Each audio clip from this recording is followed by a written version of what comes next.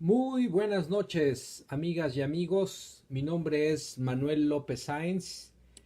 Hoy es 8 de enero, 8 de enero del 2019. Ya estamos iniciando este año, ya transcurrió la primera semana de este año 2019, que desde luego nos trae pues muchas noticias, mucha información, el gusto de encontrarnos en los distintos espacios de convivencia en los que nos desenvolvemos, en la escuela, en el trabajo, con la familia, con los amigos, etcétera.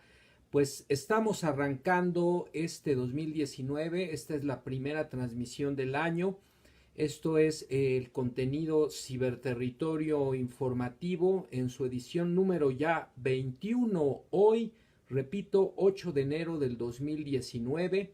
Son las 10 de la noche y vamos ya a comenzar. Bienvenidos, bienvenidas todas, todos que se incorporen durante la transmisión. Por aquí aparece Karen Góngora, entre otros que empiezan a aparecer por ahí, Brenda Mayor. Pues muy buenas noches a todas, a todos, amigas y amigos. Les recuerdo que este espacio busca promover una cibercultura por el consumo y producción inteligente de contenido en la red. Y bueno, ya estamos próximos a estrenar en este año dos nuevos espacios, además de este ciberterritorio informativo transmitido todos los martes a las 10 de la noche. Vamos a iniciar, lo habíamos planteado para los días miércoles, pero hay un ajuste. Vamos a iniciar los días lunes de 9 a 9 y media de la noche con el contenido denominado Ciberterritorio Socioemocional. Y a partir de este mes también, el último viernes de cada mes, vamos a llevar a cabo una transmisión especial del contenido denominado Ciberterritorio Bohemio. Pues esos son los nuevos contenidos y espero que pronto algunos de ustedes también se sumen a este esfuerzo colaborativo para producir, para consumir contenido inteligente en la red. Pues bueno, amigas, amigos, vamos a comenzar. Desde luego hay mucha información importante, interesante que compartir. Y bueno, dentro de los temas que hoy decidí conveniente tratar, tiene que ver con el pronunciamiento del Ejército Zapatista de Liberación Nacional, surgido el 1 de diciembre de 1994, hace 25 años ya, en torno pues a un posicionamiento de claroscuros, calificado por algunos incluso de una especie de esquizofrenia colectiva respecto de el nuevo gobierno y este proceso histórico que se ha decidido denominar la cuarta transformación del país. Vamos a iniciar con ese contenido. Posteriormente tenemos el contenido hashtag las regiones, el plan de seguridad nacional, el contenido también denominado los dueños del huachicol, y finalmente un contenido que, como ya es costumbre, aborda temas de la red, en este caso pues la deliberación y pues la disputa en Twitter entre pues un colectivo de bots que ha impulsado el hashtag desabasto de gasolina frente a un colectivo ciudadano que ya ha logrado colocar en las tendencias a nivel nacional el hashtag no más guachicoleo. Pues bueno, esos son los contenidos y en torno a ello vamos a estar platicando el día de hoy. Por supuesto, al cierre de la sesión, la agenda Me Canso Ganso y la acostumbrada recomendación de lectura, por supuesto, como ya ha venido ocurriendo en las emisiones de este contenido. Pues iniciamos, amigas y amigas, hashtag luces y sombras del EZLN. Hoy he decidido compartir con ustedes un contenido del portal Aristegui Noticias que se publicó el día de ayer, 7 de enero de 2019. Este contenido, no, perdón, disculpen ustedes, el contenido fue publicado específicamente el 2 de enero, es un artículo de opinión. Este artículo de opinión está firmado por un académico de la UNAM, de universidades extranjeras y orgullosamente también académico, colaborador de la revista de la Universidad Autónoma de Guerrero, donde ustedes saben estuve estudiando mi formación doctoral. Se trata del economista y doctor en Economía y Sociología Julio Moguel, y este artículo de opinión que se publica, decíamos, el 2 de enero de este año en el portal de Aristegui Noticias, se titula 25 años, luces y sombras del EZLN.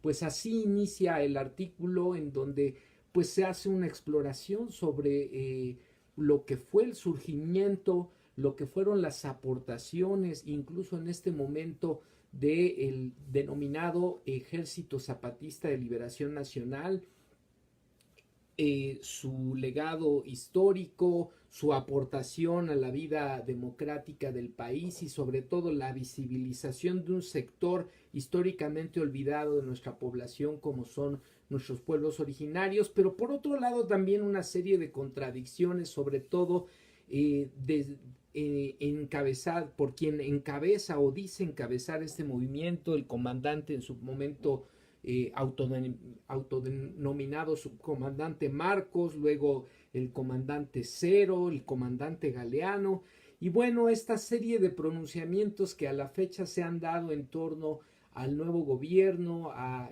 propiamente el presidente de la República, Andrés Manuel López Obrador, y particularmente los proyectos que tienen que ver con la reactivación económica del sureste del país. Entonces, vamos a comentar este artículo porque me parece muy interesante, no en un ánimo de polarización, mucho menos de descalificación, pero sí de contribuir a un análisis mucho más amplio, mucho más global, profundo y sobre todo abonando a la complejidad del tema. Dice así Julio Moguel: el Ejército Zapatista de Liberación Nacional repite este 1 de enero pasado, en el aniversario 25 de su histórico levantamiento en armas, sus críticas ácidas y frontales a Andrés Manuel López Obrador. Declaró: para tal efecto, en vísperas del Año Nuevo, desde la Comunidad de la Realidad, el subcomandante Moisés. Figúrense, abre comillas, cómo el López Obrador está loco, que dice que va a gobernar para ricos y pobres. Solo un loco que está mal de su cabeza puede decir eso. No trabaja su mente, es descerebrado. No sabe ni entiende lo que está diciendo. Además es muy mañoso porque dice que está con el pueblo de México y sigue engañando a los pueblos originarios. Vamos a pelear, vamos a enfrentar, decía el comandante Moisés. No vamos a permitir que López Obrador pase aquí sus proyectos de destrucción.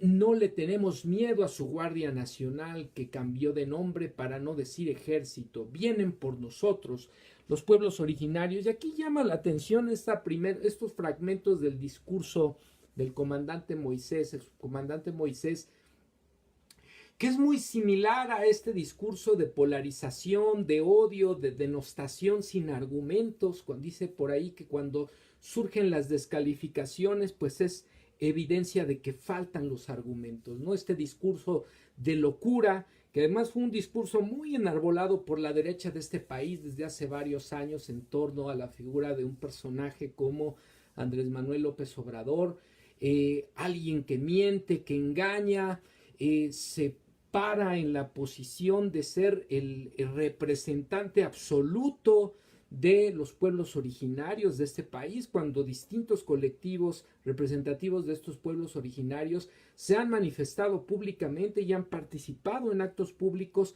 favoreciendo, reconociendo, aprobando, dándole la confianza. Recordemos la ceremonia de entrega del bastón de mando de los pueblos originarios el día de la toma de posesión a Andrés Manuel López Obrador.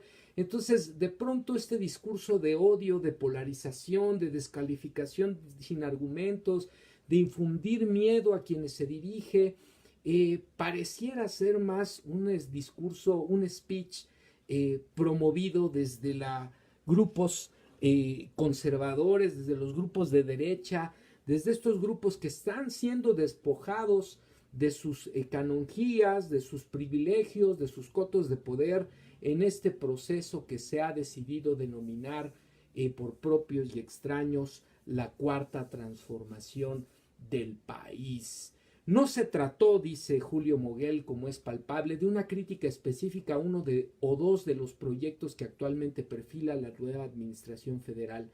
Se incluyó entre las menciones el rechazo al Tren Maya, por ejemplo, sino de una crítica global a lo que representa la denominada cuarta transformación en la perspectiva zapatista, o diríamos de quien pronuncia este discurso, esta diatriba, este conjunto de descalificaciones sin mayores argumentos. Esta no es una fórmula real transformativa, refiriéndose a la cuarta transformación, sino una especie de estafa política que llevará al país hacia el desastre. ¿Acaso hacia el desastre mayor de nuestros tiempos? No se enteraron que acabamos de pasar por una de las etapas más depredadoras, más destructoras, más salvajes en términos de dañar la economía, el tejido social de un país como el nuestro, denominada la fase neoliberal, este capitalismo salvaje de mercado. Pues no se enteraron que pasamos por este proceso, y ahora que hay una posibilidad, una alternativa de transformación a la cual tenemos que contribuir todos desde una perspectiva propositiva, desde una perspectiva crítica, desde una perspectiva en la que nos interpelemos y que pongamos como parte de la agenda colectiva las agendas de distintos, valga la redundancia, colectivos que integramos esta gran nación plural, diversa, con una gran riqueza cultural, con una gran riqueza de recursos naturales, por supuesto, pero sobre todo con una gran riqueza de recursos humanos. Y al final eso es lo más importante. Pero bueno, dice Julio Moguel, no se trató entonces de una crítica específica, sino de una advertencia de los riesgos, de los peligros que puede implicar este proceso, esta etapa histórica que estamos viviendo. ¿Cómo leer entonces, se pregunta Moguel, este discurso? ¿Puede acaso el zapatismo actualmente existente descalificar de dicha forma el empuje ciclónico de los más de 30 millones de votantes que inclinaron radicalmente la balanza mexicana del poder? ¿No hay detrás de dicha manera de pensar y de decir una especie de amlofobia? Indescifrable, por supuesto, en el terreno del debate racional y del balance objetivo de los hechos. ¿Acaso no creería este personaje o algunos de los integrantes del EZLN que ahora habría más y mejores condiciones que en el pasado salinista, sedillista, cuando se abrió el curso de las armas primero y luego de las negociaciones políticas que llevaron a la firma de los acuerdos de San Andrés, para abrir una o varias mesas de diálogo que permitieran abonar positivamente al curso prefigurado de una transformación? ¿Acaso no existe esa posibilidad? ¿A qué se quieren aferrar estos personajes y particularmente los que dicen liderar este Ejército Zapatista de Liberación Nacional, que no es claro cuál es su origen, cuál es su identidad, a qué intereses verdaderamente representan? Porque es cierto que los colectivos, las comunidades zapatistas integradas por nuestros pueblos originarios en aquella región del país, han sido toda una lección de dignidad y también de ejercicio de prácticas autónomas que se erigen en una alternativa para buscar la construcción de otros mundos posibles. Pero el zapatismo o las comunidades propiamente autónomas de aquella región del país tienen una larga historia en ese sentido y no necesariamente son representadas ni son construidas en este ejercicio de autonomía y de emancipación reconocido por propios y extraños, por estos liderazgos que tienen una especie de rasgos verdaderamente esquizoides, inexplicables, hoy en un escenario en el que se puede abonar a un diálogo, a una toma de acuerdos, a otra fase de la lucha propia de este colectivo, pues resulta que deciden la confrontación, y una confrontación llena de descalificaciones, carente en muchos sentidos de argumentos. Y esto es parte de lo que se cuestiona el escritor, el académico Julio Moguel. No hay detrás de dicha manera de pensar y decir una especie de amblofobia, decíamos. No creerá entonces este colectivo, o por lo menos algunos de sus representantes, que hay posibilidades de dialogar y de abonar de manera conjunta a una transformación de la realidad. La dificultad para encontrar en sus entrelineados críticos alguna respuesta a estas preguntas resulta ahora descomunal. Parecería que en la historia del EZLN hay una especie de esquizofrenia o de dualidad que se presenta bruscamente en dos fases muy distintas o diferenciadas. La primera de sus épocas fue fértil en propuestas y en capacidades para aportar elementos importantes al desarrollo de una nueva cultura de la izquierda. En el 25 aniversario de aquel levantamiento heroico, el 1 de enero de 1994, cabe ahora, sobre tales méritos primarios, alguna consideración sobre la última fase de su desarrollo y sus posicionamientos actuales, tan distintos a los de antes. Ya habrá tiempo de informarse y consecuentemente de reflexionar. Esto sin dejar de lado los lazos históricos, particularmente de Marcos, el comandante Galeano, comandante Cero en su momento, los nexos políticos con uno de los cánceres más terribles de este país, por supuesto el Partido Revolucionario Institucional, particularmente a partir de la relación que su hermana, la hermana del comandante Marcos, ha tenido como legisladora y recientemente en octubre del año pasado como secretaria general adjunta del Partido Revolucionario Institucional, nombrada nada más y nada menos que por Claudia Ruiz Massieu, la sobrina de Carlos Salinas de Gortari. Esto también teniendo como un antecedente inmediato la simpatía pública de algunos integrantes del colectivo EZLN por el candidato del Partido Revolucionario Institucional al gobierno de Chiapas en las elecciones pasadas.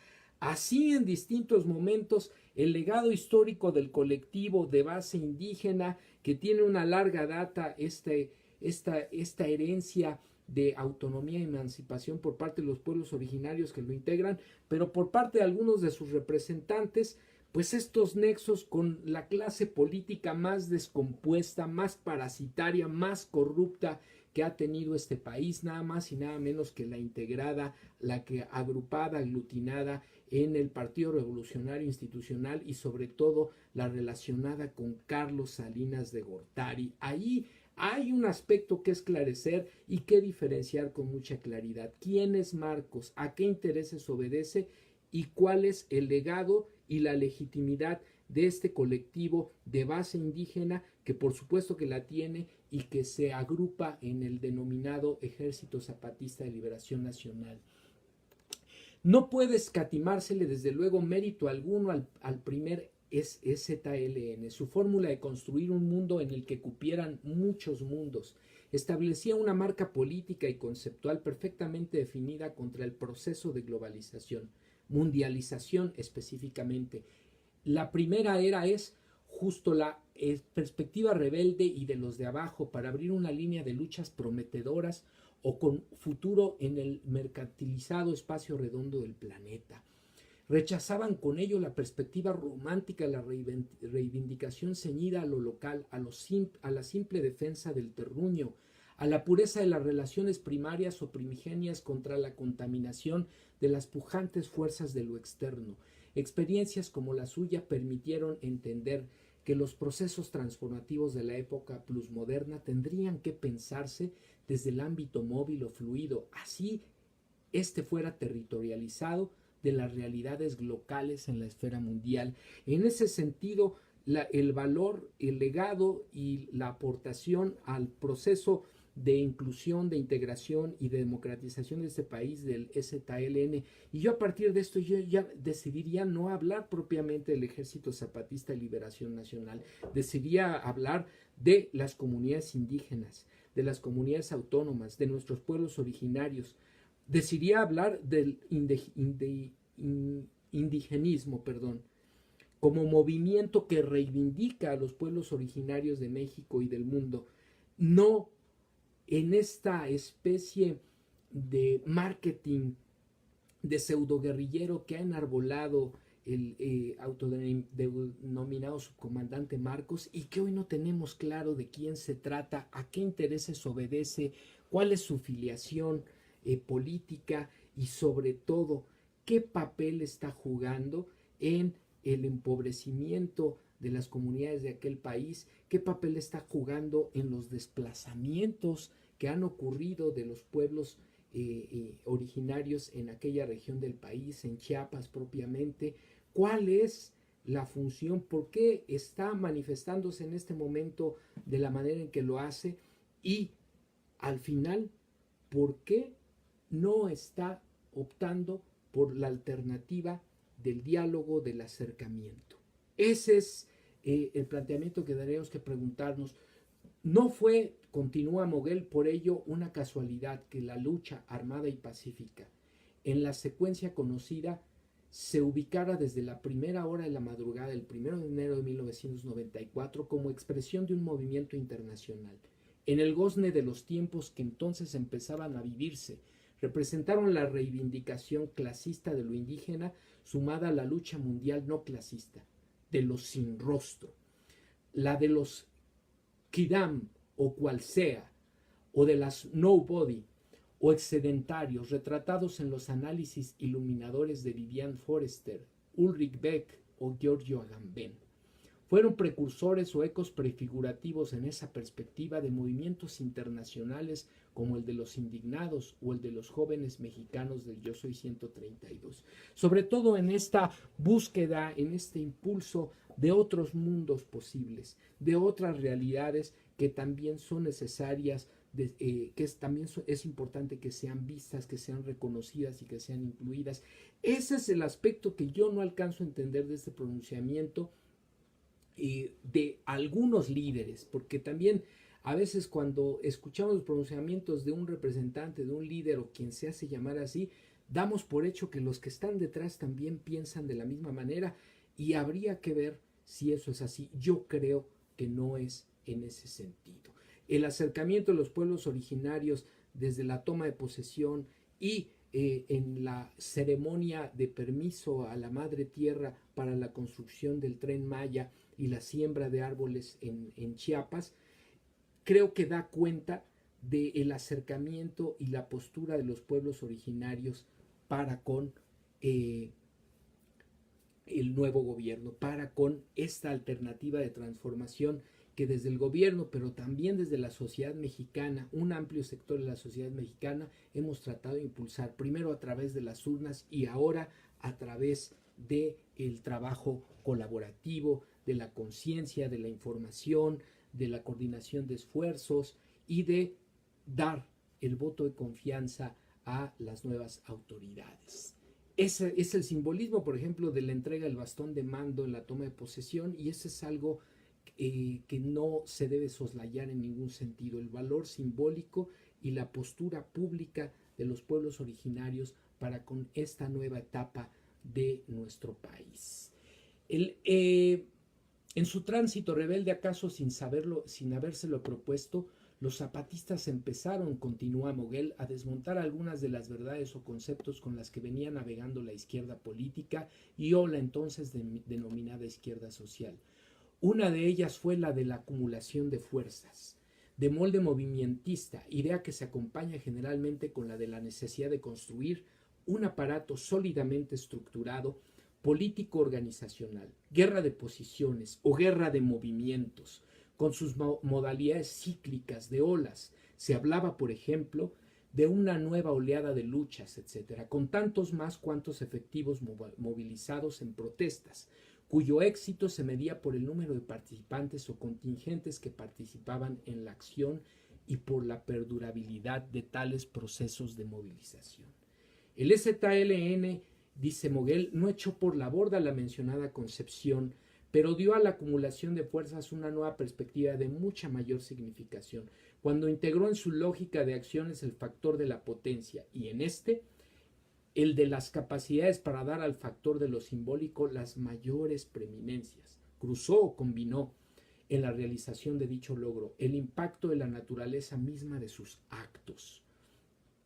No era poca cosa ver sobre el terreno a un ejército de indígenas armados surgidos de la nada, en plena insurrección, con sus capacidades para hacer uso de las tecnologías multimedia del tiempo real, que esto también se ha desestigmatizado un poco, perdón, sobre todo porque quienes difundieron a nivel de recursos multimedia pues las imágenes y viralizaron el movimiento zapatista a nivel internacional, pues fueron simpatizantes tanto dentro como fuera del país, sobre todo estudiantes en las universidades.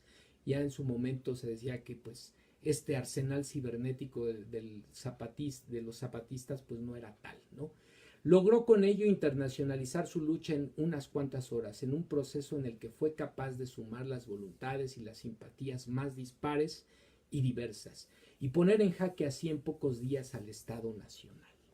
Entraron por dicha vía de manera directa y sin reservas, remata el autor, al campo de la biopolítica, según Michel Foucault, terreno en el que hoy por hoy en el mundo plusmoderno se juegan las luchas esenciales por la transformación, en el que se juega la vida misma, para ponerlo en términos de Giorgio Agamben. Se pregunta, para rematar, ¿es esta una herencia a la que el EZLN está dispuesto a renunciar? Esperemos que no, por el bien de México y de la cuarta transformación. Pues ahí está la opinión, el artículo de este investigador, de este académico, Julio Moguel. Y pues la verdad es que en diferentes momentos, yo por ejemplo estudié en la licenciatura en la Universidad Autónoma Metropolitana de Xochimilco. A mí me tocó cuando vinieron la caravana de zapatistas a la Ciudad de México, y que estuvieron en distintos lugares del país. Me tocó verlos propiamente en la explanada central de la UAM Xochimilco. En el proceso, por ejemplo, de la otra campaña en el 2006, pues todo el movimiento que implicó para Marcos y para los zapatistas en aquel entonces, llamar pues esta rechazo a las organizaciones políticas, al proceso electoral. Después desde luego lo que fue en el 2012 y ahora mismo en el 2018. Entonces de pronto sí es importante reflexionar a qué se está jugando, a qué están jugando estos liderazgos, a qué intereses obedecen, qué es lo que pretenden en un momento favorecer. Pareciera que es lucrativo permanecer en este lugar de marginación. Pareciera que eso les da cierta posibilidad de supervivencia, sobre todo estos liderazgos. No estoy hablando de la base del movimiento zapatista, de las comunidades indígenas. Ellos tienen una larga tradición en la cuestión de la autonomía, de la emancipación, de la organización propia, de sus usos y costumbres. Estoy hablando de estos liderazgos que ya empiezan, diríamos por ahí, a oler rancio y a tener estas posturas verdaderamente inexplicables o explicables si tomamos en cuenta el contexto político, las relaciones y los momentos de pronunciamiento y emergencia propiamente de estos liderazgos durante momentos estratégicos de la vida política, social, histórica y económica de nuestro país en los 25 años que lleva el movimiento de existencia. Pues ahí está la nota, la opinión de Julio Moguel. Pues vamos al siguiente contenido, amigas y amigos.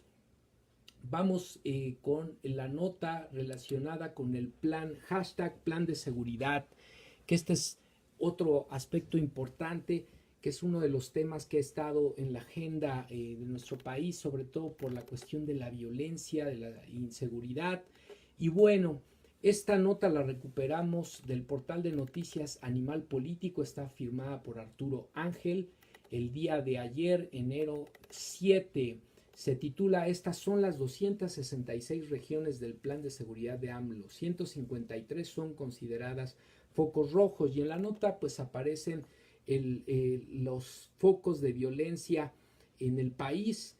Los rojos son los más críticos, los amarillos están en nivel de violencia, digamos, moderado, y los verdes son focos que tienen alguna incidencia delictiva, pero que no son de mayor peligrosidad. Sobre todo, pues los focos rojos se concentran en la parte central y en el parte del sureste del país, y desde luego en la frontera norte.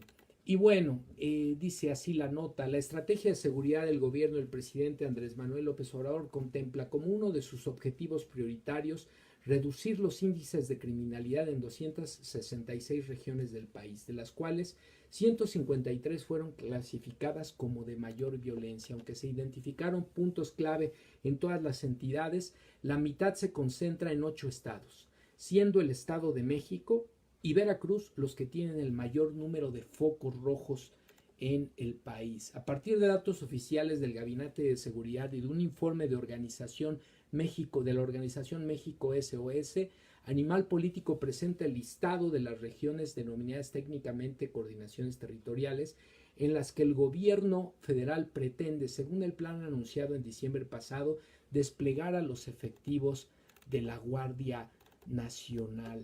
Cada una de estas regiones ha sido clasificada como de alto, mediano y bajo riesgo, decíamos, por su nivel de violencia. Por ahora, el despliegue con un mando militar al frente se ha enfocado en 150 de estas regiones consideradas de mayor riesgo. Esta primera selección se debe a que no se cuenta con el estado de fuerza suficiente para atender a las 266 regiones existentes, según lo han anunciado por el secretario de Seguridad y Protección Ciudadana, Alfonso Durazo. Y aquí, amigas y amigos, nos preguntamos si hubo un combate, entre comillas, tan férreo a la delincuencia organizada, y se supone que eso implicó por parte de los gobiernos federales anteriores una gran inversión de recursos para los cuerpos armados del país, tanto la policía como el ejército. ¿Por qué aún seguimos sin tener los elementos suficientes para atender el tema y garantizar la cuestión de la seguridad pública a la ciudadanía? Entonces, esta es una evidencia más de que la llamada guerra contra el narco y la estrategia de seguridad fallida del gobierno anterior de Enrique Peña Nieto y el que le precedió de Felipe Calderón no fueron más que una simulación, y desde luego implicaron un gran dispendio de recursos públicos que no sabemos finalmente a manos de quiénes fueron a parar, y que en ese sentido esto ha costado miles y miles de vidas de personas que han sido asesinadas, que han sido desaparecidas como consecuencia de este crecimiento de violencia, pero también de una falta de voluntad política y de una estrategia verdaderamente clara, pertinente, real, como la que se requiere para atender este tema de la violencia en el país, ¿no? Y entonces necesitamos una estrategia, pero se necesitan también recursos económicos, se requieren recursos humanos, se requiere equipamiento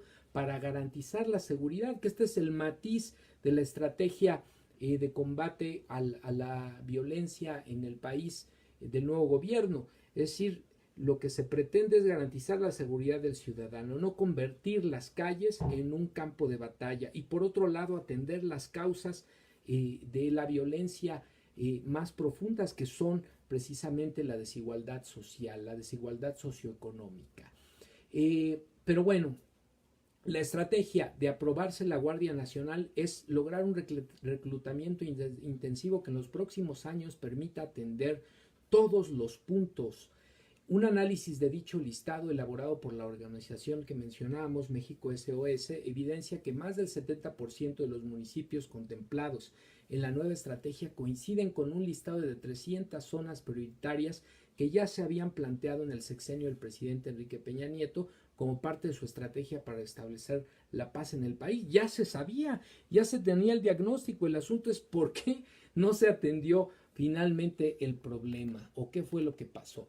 El informe de la organización, sin embargo, plantea algunas dudas en cuanto a las variables que se utilizaron para clasificar el nivel de riesgo en las regiones y la forma en que se dará seguimiento a la estrategia, pero pues ahí está el mapeo y a partir de ello pues el planteamiento de una Guardia Nacional. En el caso de otras entidades que están propiamente o regiones del país específicamente que están afectadas por el tema de la violencia, pues decíamos el Estado de México acumula el mayor número de regiones con 32, ¿no? 26 identificadas como de violencia alta, solo 4 como de violencia media. Entre los focos rojos figuran Ecatepec, Cuautitlán Izcalli, Huixquilucan, Naucalpan, Texcoco, Tlanepantla, Toluca, Ameca, Meca, Chalco y Atizapán. Le sigue Veracruz con 18 regiones. La tercera entidad con mayor número de regiones identificadas dentro de la estrategia con temas de violencia es la Ciudad de México, con 16 regiones en total, aunque a diferencia de las dos anteriores, Estado de México y Veracruz, la mayoría de las zonas son calificadas como de riesgo medio o bajo. Solo el caso de Azcapotzalco está señalada como foco rojo por altos niveles de violencia. El cuarto estado es, por supuesto, con más puntos a atender es Jalisco, con 15 regiones. También con 15 regiones se figura Oaxaca, y los otros 3 estados que contemplan la lista de los 8 entidades que acaparan la mitad de las regiones son Michoacán con 13, Chiapas con 12 y Puebla con 11 regiones, de las cuales 10 están calificadas con alto nivel de violencia. Entonces, bueno, pues ahí está, hay 7 estados que destacan porque todas las regiones identificadas en sus territorios se consideran como focos rojos. Se trata de Zacatecas con 6 regiones, Baja California con 5, Morelos con 5, Querétaro con 5, Tlaxcala con 3, Aguascalientes con 2 regiones y Colima con 2 regiones también. En estos casos figuran ciudades como Tijuana, Mexicali, Tlaxcala, Cuernavaca, Fresnillo y Manzanillo. Por el contrario, en Yucatán y Campeche, todas las regiones localizadas en sus territorios se consideran de riesgo bajo. Otro caso similar es el de Quintana Roo, en donde de las 4 regiones identificadas, 2 son de riesgo bajo y las otras 2, Cancún y Playa del Carmen, son de riesgo medio y ha habido ejecuciones sin que haya alguna de riesgo alto. En Guerrero, por supuesto, la tercera entidad con la mayor tasa de homicidios dolosos en el país en 2018, solo detrás de Colima y Baja California, se identificaron 8 regiones prioritarias, de las cuales 6 fueron consideradas de alto riesgo, entre ellas Acapulco, Iguala y la capital del estado, Chilpancingo. Bueno, pues ahí están estos aspectos. Y ahora, ¿qué es lo que sigue y por qué es muy importante que estemos todos atentos a la aprobación en el Congreso de la reforma constitucional necesaria para la creación de la Guardia Nacional, que es al momento la estrategia que ha planteado el gobierno federal y al momento también hay que decirlo, ni los críticos más ácidos del gobierno han planteado una estrategia distinta. Y esto es que en los próximos días pues se tendrá que discutir en el Congreso si se aprueba precisamente las reformas, la reforma constitucional necesaria para crear la Guardia Nacional o qué es lo que va a pasar. Y aquí son 3 leyes básicamente. La ley orgánica de la Guardia Nacional que se requiere para crear este organismo, la ley de uso legítimo de la fuerza que contempla protocolos de respeto a los derechos humanos, que es un aspecto que no se había considerado en las estrategias de combate a la inseguridad en las administraciones anteriores, y la Ley General de Registro de Detenciones, en donde se tendrá que generar un padrón inmediato, prácticamente en tiempo real, sobre quiénes se están deteniendo y por qué tipo de delitos, una vez que los efectivos de la Guardia Nacional, al entrar en funciones, comiencen las detenciones poniendo a disposición a todos los indiciados frente al Ministerio Público. Entonces son estas 3 leyes las que están en juego y justamente en estos días, amigas, amigos, se estará discutiendo el asunto. En los próximos días lo que vamos a ver, desde el día de hoy de hecho, están ya realizándose actividades en el Congreso para determinar qué es lo que va a pasar con esta estrategia, con la creación de este organismo. En diciembre pasado, en la Cámara de Diputados determinó aplazar la aprobación del Pleno de la reforma constitucional en materia de la Guardia Nacional. Luego de que varios especialistas, organizaciones ciudadanas y legisladores de oposición señalaran que el dictamen aprobado en comisiones no había sido realmente debatido ni analizado.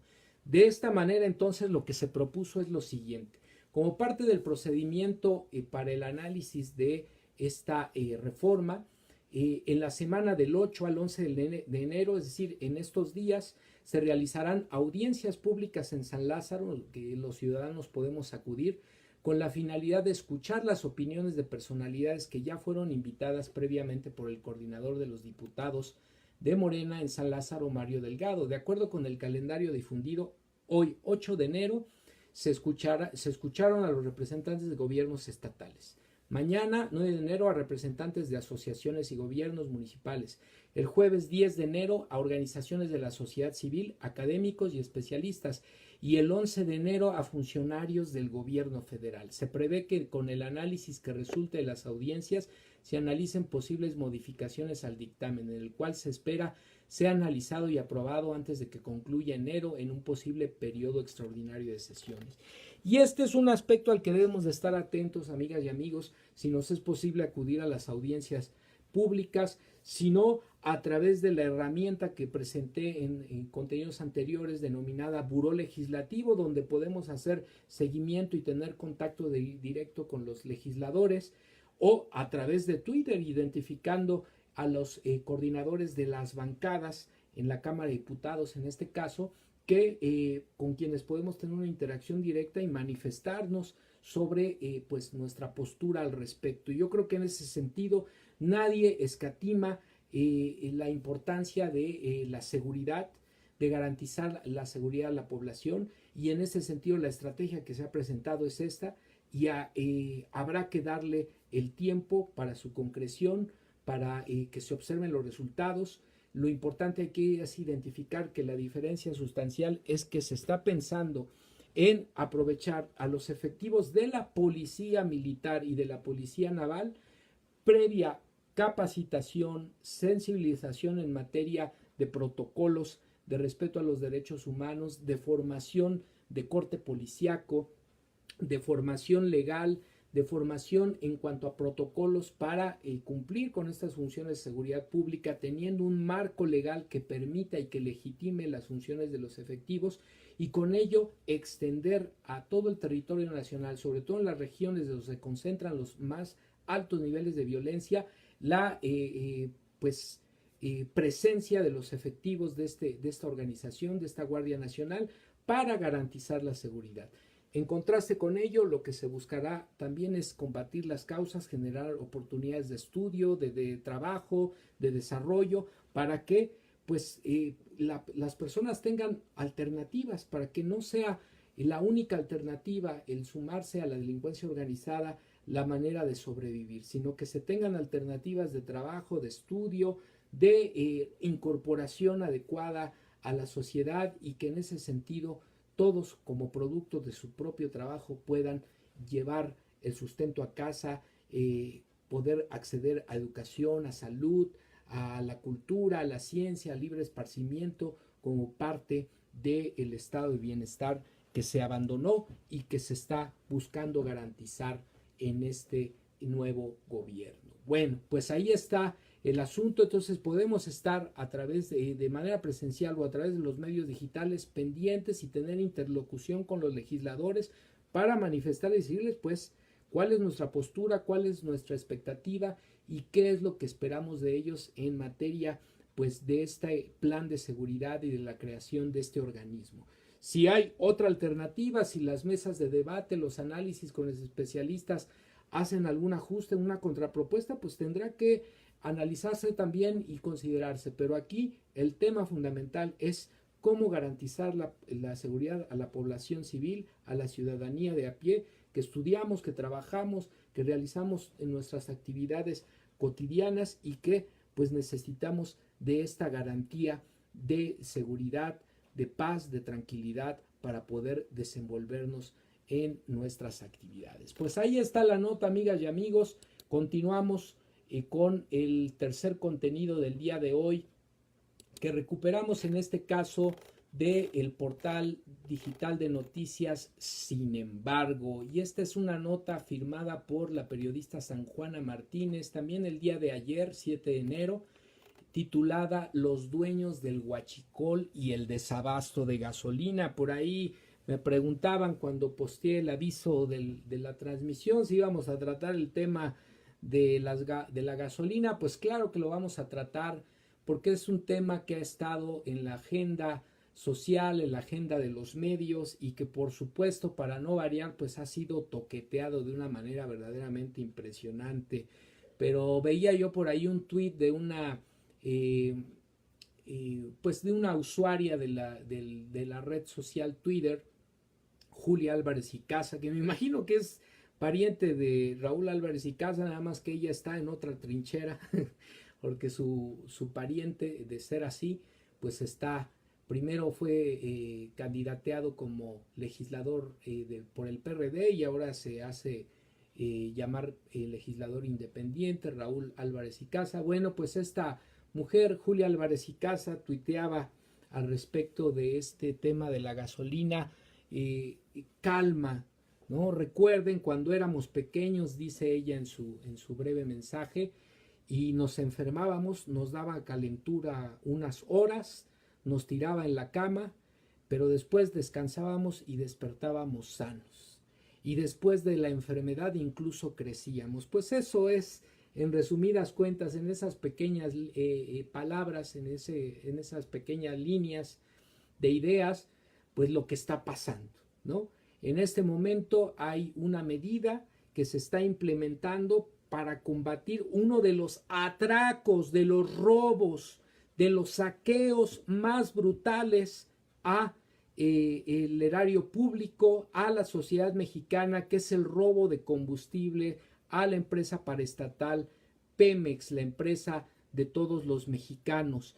Este robo que ha significado desde hace varios sexenios, tanto del PRI como del PAN, una de las fuentes de ingreso más jugosas para la clase política gubernamental de este país, y también para la delincuencia organizada, que es el llamado huachicoleo. Y hoy que se está combatiendo, pues claro que va a haber coletazos, claro que va a haber reacciones, claro que va a haber especulaciones, amenazas, guerras de miedo, de odio, de denostación, pero lo más importante es que los ciudadanos estemos atentos, conscientes, informados, y sepamos que esto no es más que una reacción de la delincuencia organizada, tanto de cuello blanco como de el crimen propiamente organizado.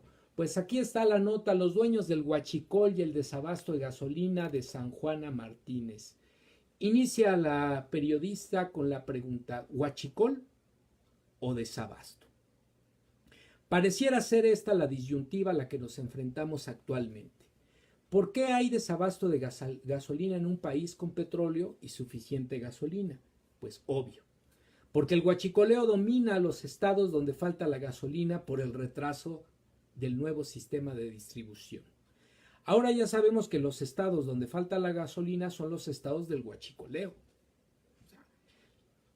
Estado de México, gobernado por el PRI; Puebla, gobernado por el PAN, y ahorita sabemos que hay todo un proceso derivado de la, pues hasta donde sabemos, muerte de la gobernadora en funciones y el exgobernador Moreno Valle; Hidalgo, gobernado por el PRI; Querétaro, gobernado por el PAN; Guanajuato, gobernado por el PAN; Jalisco, gobernado por la Alianza Movimiento Ciudadano y Acción Nacional; Veracruz, que apenas acaba de entrar en funciones Cuitláhuac García, candidato y ahora ya gobernador en funciones de Morena en el estado de Veracruz, pero que estaba gobernada por Miguel Ángel Yunes del PAN, y por otro gran sinvergüenza, desde luego, Javier Duarte del PRI. Entonces, esos son los estados donde hay principalmente el desabasto, y ahí hay un componente político, delincuencial, que no podemos soslayar en ningún sentido. Ese es el fondo del asunto.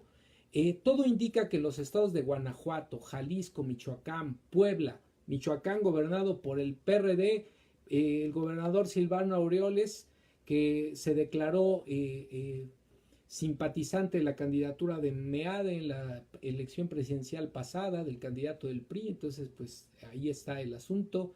Tlaxcala, Colima, Nayarit, Estado de México, Hidalgo, Querétaro, Aguascalientes y Tamaulipas, entre otros. El huachicoleo en estos estados ya era una práctica común, con decenas de cómplices.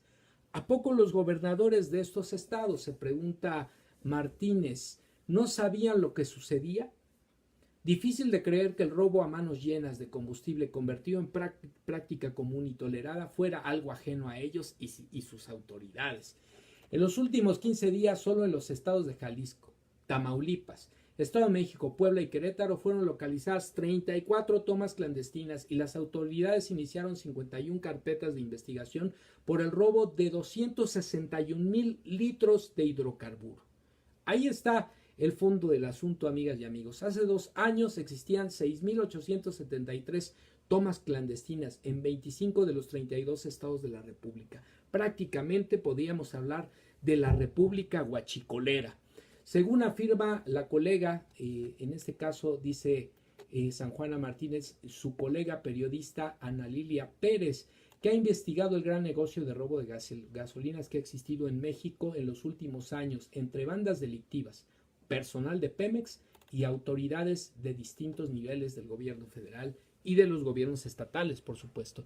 Diariamente se robaban 600 pipas con 15,000 litros cada una, bajo la complicidad del Sindicato de Trabajadores de Petróleos de la República Mexicana. Pipas que cuestan en el mercado negro 50% menos que si se compran a Pemex y que representan 200 millones de pesos diarios. De ese tamaño es el negocio que está en juego y por eso está dando coletazos a propios y extraños, y por eso no me extrañaría que hubiera pago de la delincuencia organizada y de la clase política involucrada, los delincuentes de cuello blanco, en este crimen, en este robo a todos los mexicanos que es el huachicoleo.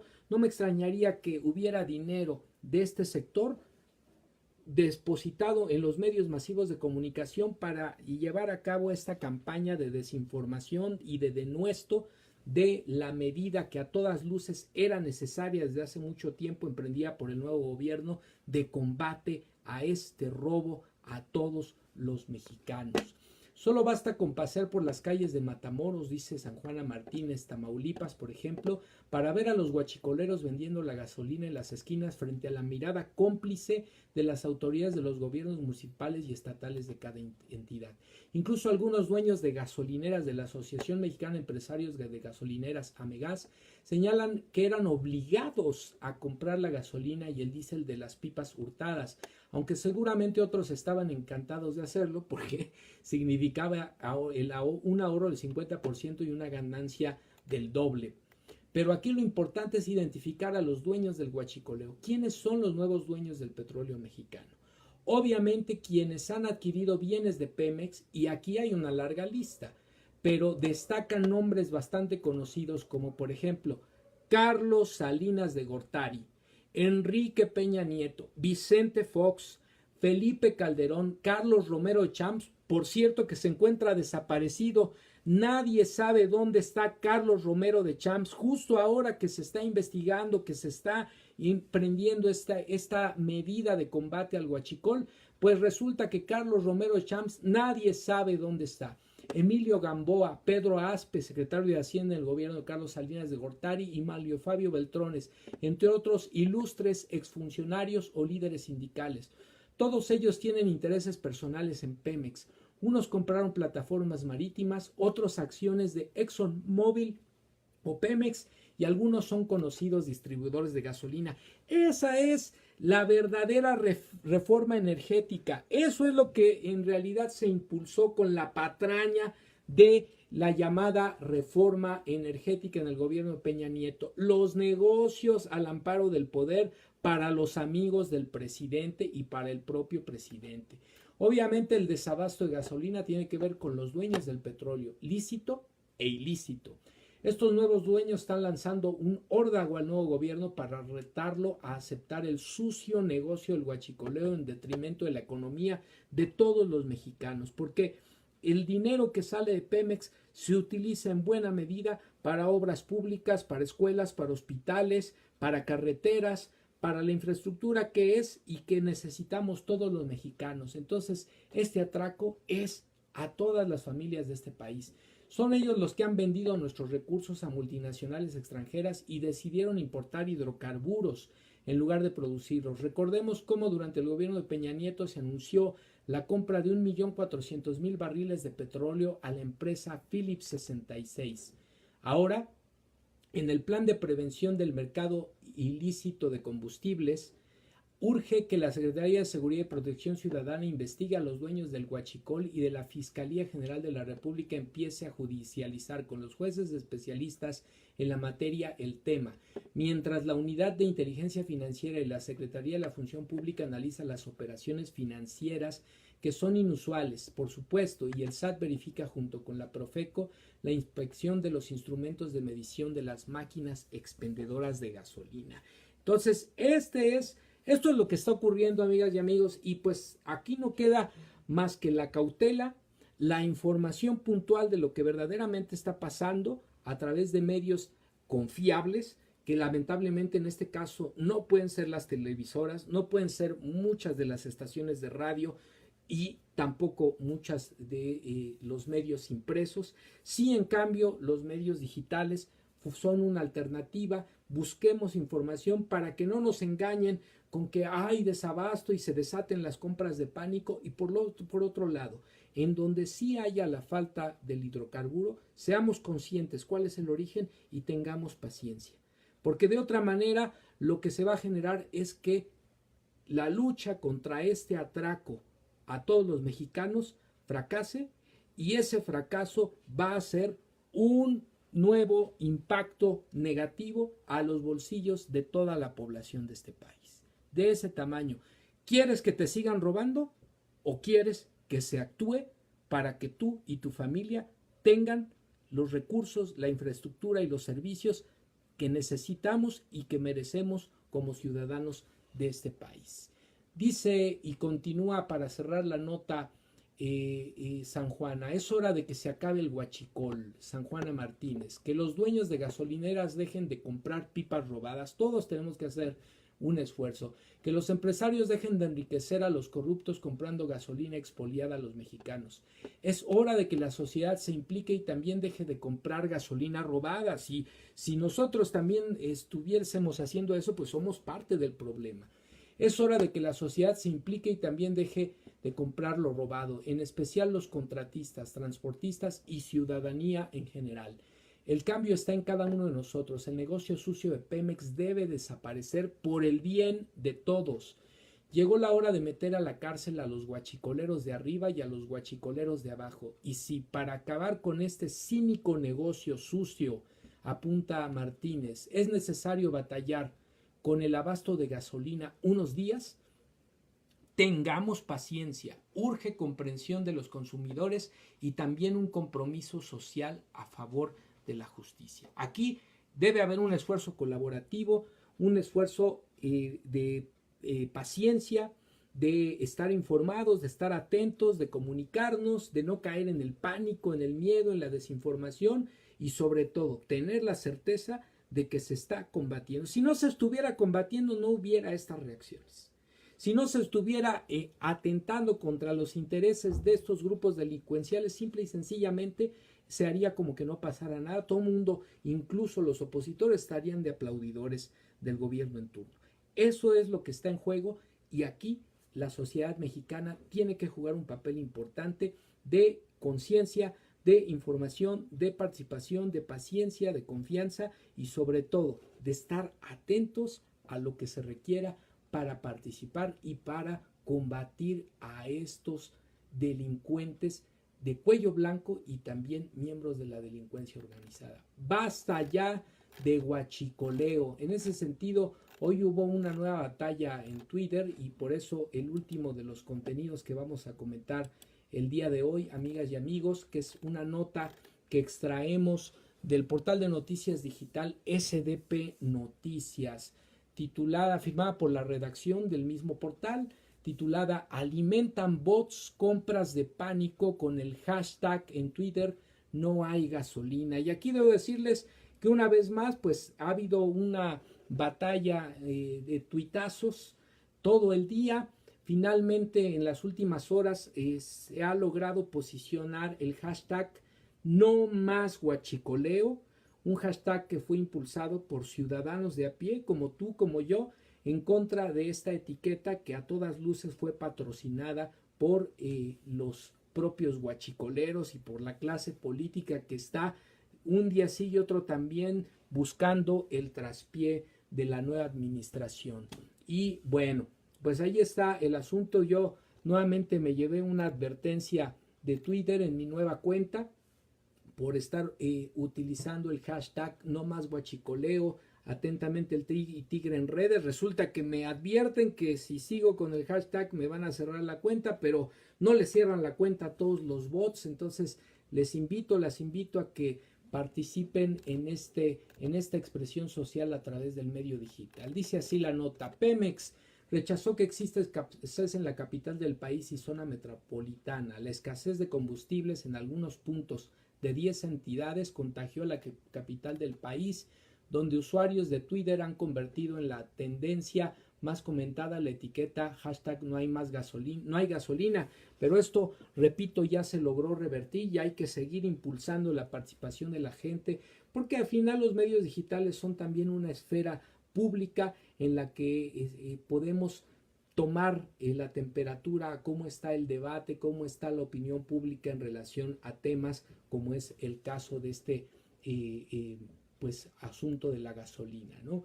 Compras de pánico derivadas de la falsa información, repito, la falsa información de que no hay gasolina ha saturado diversas estaciones de servicio, propiciando así la ausencia de las gasolinas Magna y Premium. Entonces esto es importante, amigas y amigos.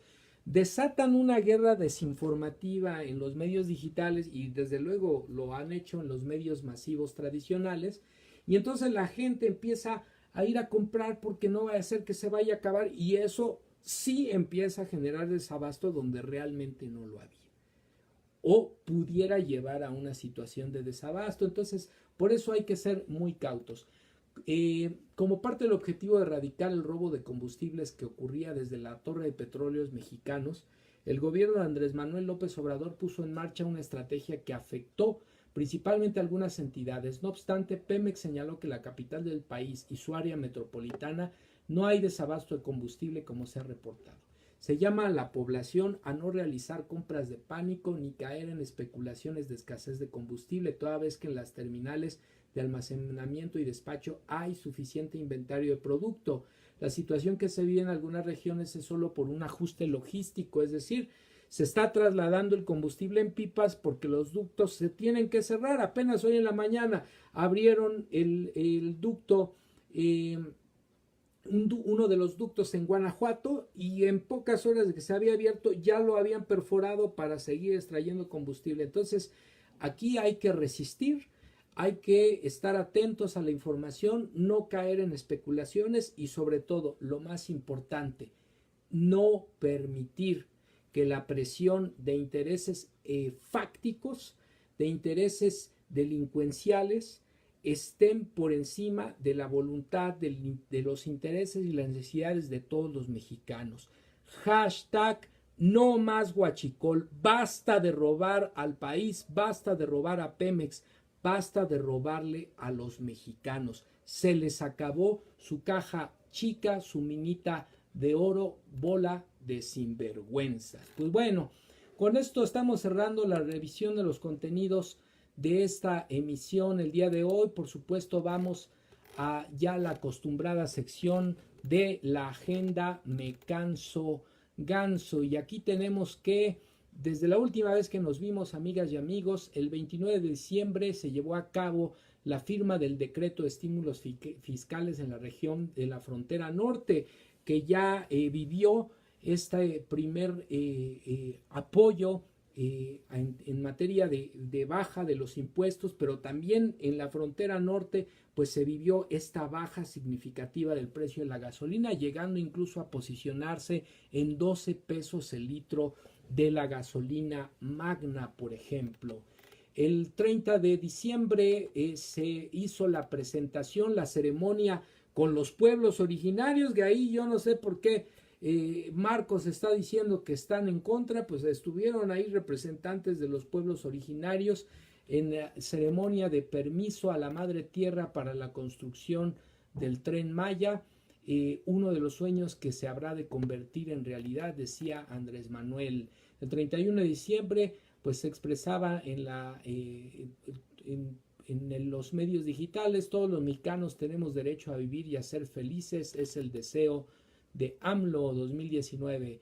Y bueno, el 1 de enero se emitía un mensaje por parte del presidente relacionado pues con el nuevo año y los proyectos que están por venir. El 2 de enero, el día 3 de enero se abre el canal para el seguimiento de las actividades del presidente de México, el canal que puedes seguir en Telegram. Aquí se ve el canal en la cuenta de Twitter. Sigue las actividades del presidente de México, www.lopesobrador.org.mx, para estar informados. El 3 de enero también en Morelia, Michoacán, se habló del compromiso de garantizar el derecho a la salud de todos los mexicanos. Para esta misión apoyan 2 servidores públicos, como el secretario de Salud, Jorge Alcocer, Premio Nacional de Salud, y el político Germán Martínez, quien se desempeña como director del Instituto Mexicano del Seguro Social. El 4 de enero se anunciaba ya el funcionamiento de la reducción del IVA, del ISR y la disminución del precio de la gasolina, además del aumento al doble del salario mínimo en la franja fronteriza. Sabemos que de manera general también hubo un incremento del 16%. El 5 de enero se anunciaba el programa de la zona libre de la frontera norte desde Ciudad Juárez, Chihuahua también. El 6 de enero lo hizo también en Tijuana, Baja California. El 7 de enero se manifestaba en la recepción que dio a Vanessa Ponce de León, mexicana que ganó el certamen de belleza Miss Mundo, que también incluye la labor social realizada en beneficio de la comunidad, decía Andrés Manuel en este encuentro con la joven. Y bueno, hace unos minutos, un par de horas, se llevó a cabo una entrevista en el programa La Silla Roja por parte del financiero Bloomberg a el presidente Andrés Manuel López Obrador, donde se tocaron pues varios temas, entre ellos el tema de la seguridad, el tema del huachicoleo, el tema de la corrupción en las obras del antiguo aeropuerto en Texcoco, del que se iba a construir ahí. Y bueno, pues así la agenda me canso ganso. Pues amigas y amigos, con esto estamos llegando al final de la emisión del día de hoy, no sin antes, por supuesto, irnos con la recomendación de lectura para esta ocasión. Este libro de Noam Chomsky titulado ¿Cómo funciona el mundo?, que es una recopilación de conversaciones con David Barsamian. Este libro está editado por la casa editorial Capital Intelectual Katz, se publicó en 2011 y bueno, ya hemos platicado desde luego de este extraordinario intelectual, sociólogo, investigador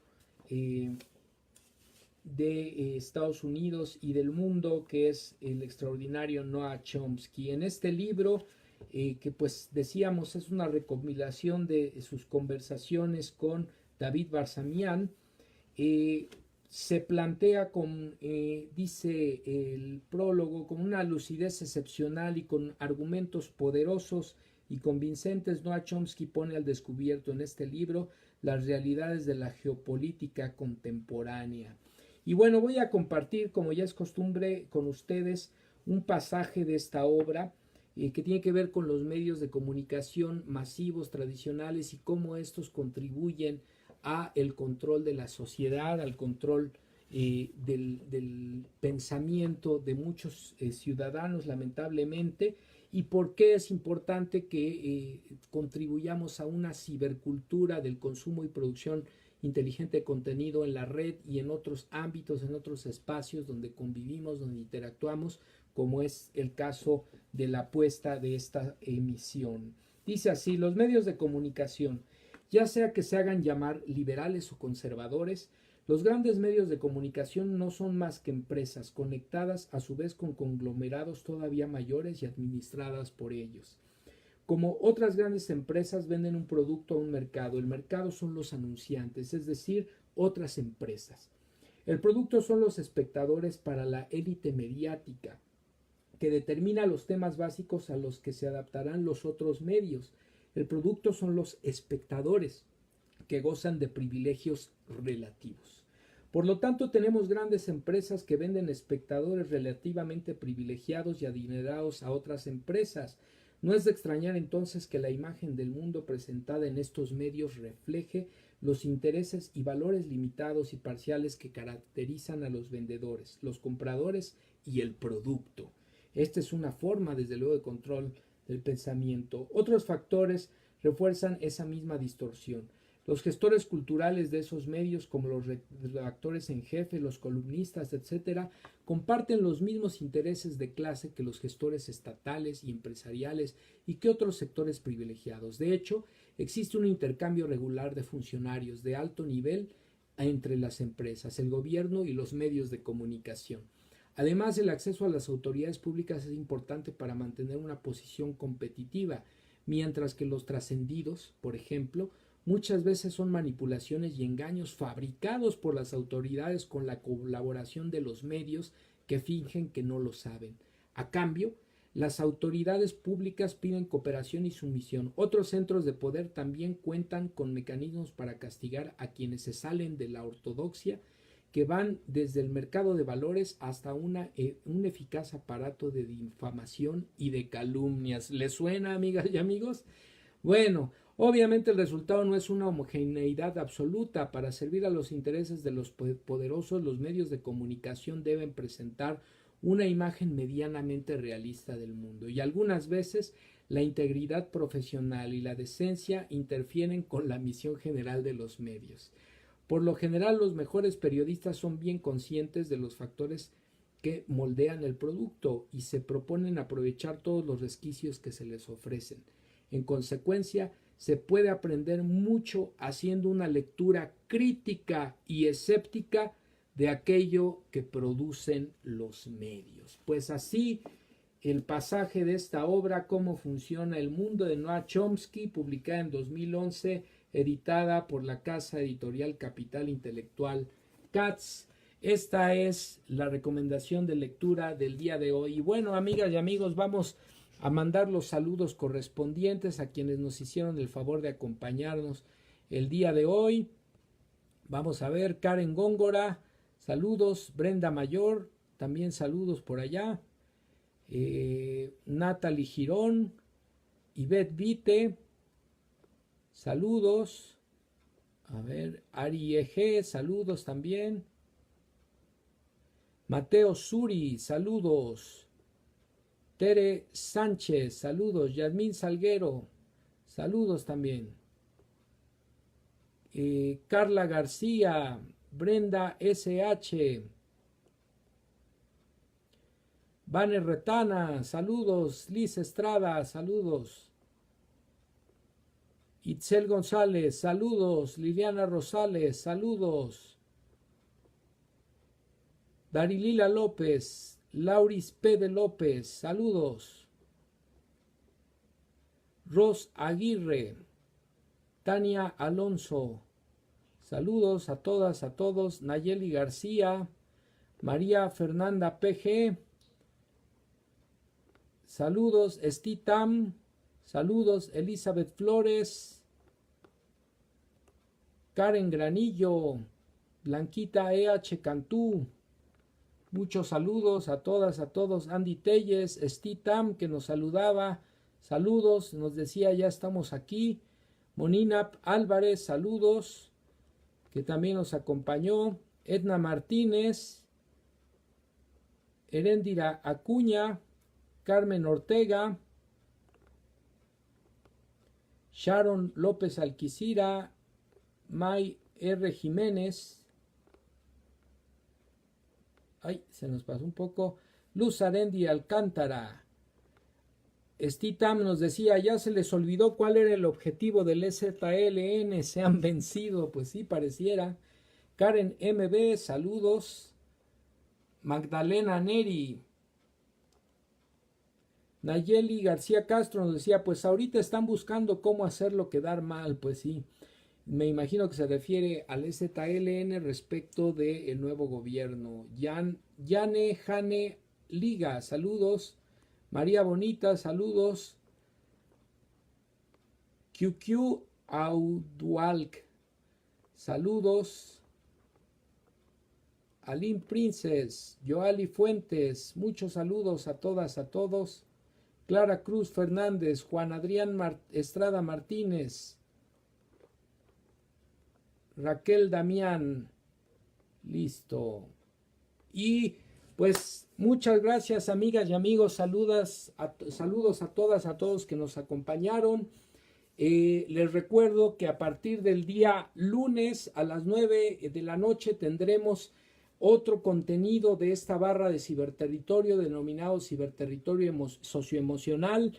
Les tenemos una sorpresa, ya el día lunes van a ver de quién se trata. Como ella no tiene cuenta de Facebook, pues vamos a transmitir por YouTube y vamos a enlazar la transmisión de YouTube a mi cuenta de Facebook. Ya les vamos a decir de quién se trata. Y el último viernes de cada mes, empezando este mes de enero 2019, el contenido Ciberterritorio Bohemio, un espacio por la promoción de la cultura y el sano esparcimiento. En el caso del contenido de los lunes de 9 a 9 y media de la noche, Ciberterritorio Socioemocional es un espacio por el desarrollo humano y la educación emocional.